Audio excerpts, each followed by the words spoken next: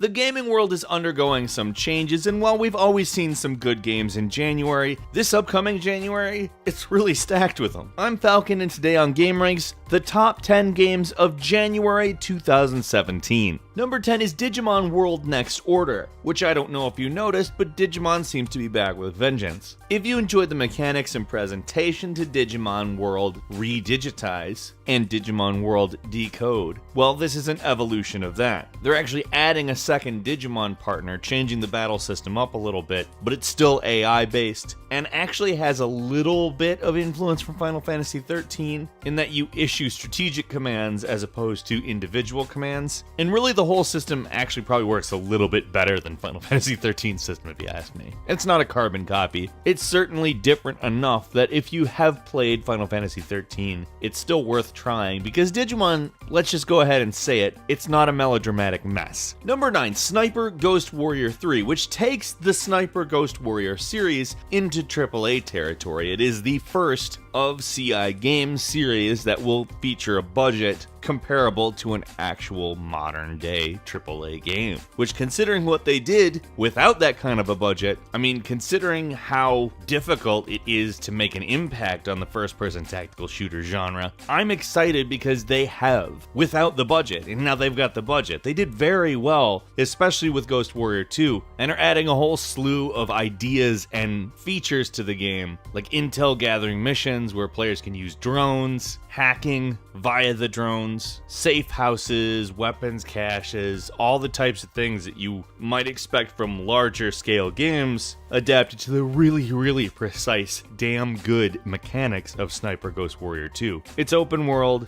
has a day-night cycle and dynamic weather, and supposedly there's actual tactical integration to the time of day and what kind of weather you're experiencing, which is very good. Essentially, it's shaping up to be a very interesting game that I suspect is probably going to be bigger than either of the previous titles. Number 8, Kingdom Hearts HD 2.8 Final Chapter Prologue, which is a collection of 3 games, including Kingdom Hearts Dream Drop Distance HD, Kingdom Hearts 0.2 Birth by Sleep, A Fragmentary Passage, and Kingdom Hearts X Back Cover. Kingdom Hearts is a little bit tough to keep track of exactly what's going on because there's about a billion different games at this point, but the mechanics in a Kingdom Hearts game are pretty much unrivaled by anything other than Final Fantasy 15 now. I mean, let's be honest, Final Fantasy 15 is fantastic, but the ideas that sculpted that game came from the Kingdom Hearts series, and it's really hard to say, hey, there's no good reason to buy an HD version of 3 Kingdom Hearts games. Seriously. Number 7 is Yakuza 0, which, if you like the Sega version of Grand Theft Auto, why wouldn't you want another one? Sega's continually made what kind of seemed like a big ripoff at first into a world-class series, and Yakuza 0 looks to be the one that is the biggest benefactor of all that work. It's gradually come into its own, and what Yakuza 0 brings to the table is a new battle system that allows you to switch between different fighting styles in the middle of the battles, which is cool. Yakuza always does battling pretty well, and knowing that they've improved upon it, I'm excited. This one takes place in 1988 and acts as a prequel to the entire Yakuza series, so in some respects it could even be a reboot depending on what they do next. It took a long time to localize this game, but we're ready.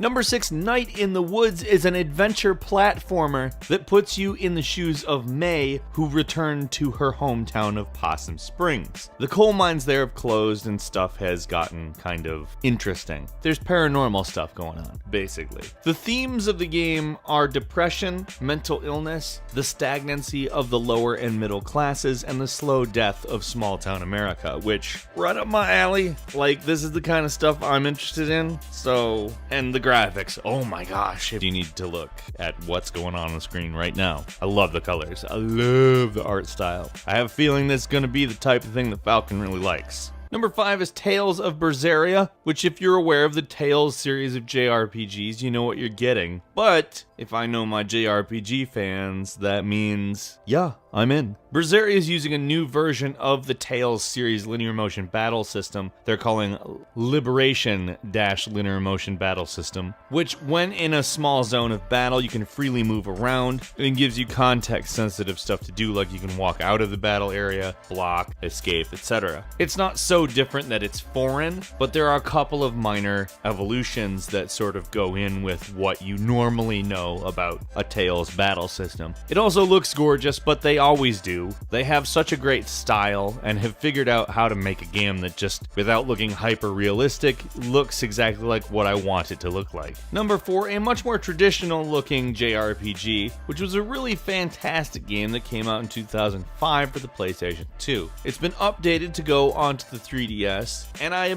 am assuming that it's not going to receive a lot of major graphical changes, but the game itself is a really good looking game, especially for its time period. I'm not going to say it's going to knock your socks off, but it's a great game, and it is everything you expect out of a traditional JRPG, especially one called Dragon Quest. Now, if you're a fan of JRPGs, this is going to be one that you want to play, especially if you've got quite the sense of humor. It really feels at all times like something of a Monty Python or some other kind of British humor type sensibility built into a phenomenal JRPG. Number 3 is Hitman: The Complete First Season, which is all of the episodes 1 through 6 of the episodic Hitman game that came out over the course of 2016. And if you played these games, they are, in my opinion, probably the definitive Hitman experience. I really enjoyed the hell out of the new Hitman games. Or game, I guess. And it gives you quite a bit of content, too. It's most certainly worth the amount of money that they're doing to give you the entirety of it. The physical disc includes all of the content, including the 6 episodes and any of the bonus content released. And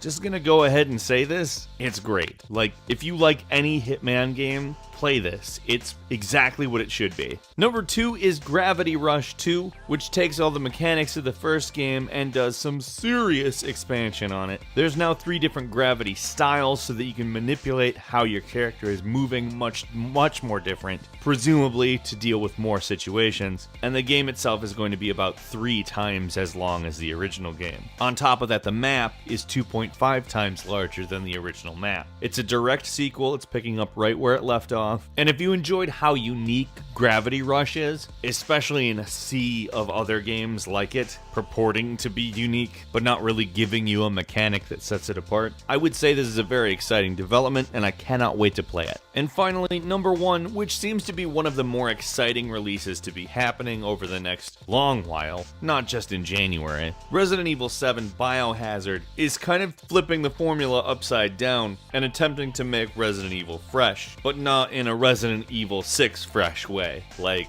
no. We've talked a lot about this. What makes Resident Evil 4 good, despite, in my opinion, not having great controls. What makes Resident Evil 1 through 3 good, despite, again, not having the best controls of all time. It's personality. And Resident Evil 7 Biohazard has put some personality on display. This is what has me excited for it. The family in the beginning hour teaser, and the woman in the lantern demo. There's just more character that's apparent in even these small glimpses of the game. Part of it, the beginning hour teaser, not even actually in the game, they just went out of their way to make something that was heavy on actual character. And that's kind of, in my opinion, what's always made Resident Evil good. And despite the change in format to a more, let's just flat out say, PT-like experience, however, supposedly there is going to be combat elements, as well as VR elements. I'm very optimistic, and I think the dry spell is finally over for Resident Evil fans. But that's just a feeling. I could be wrong.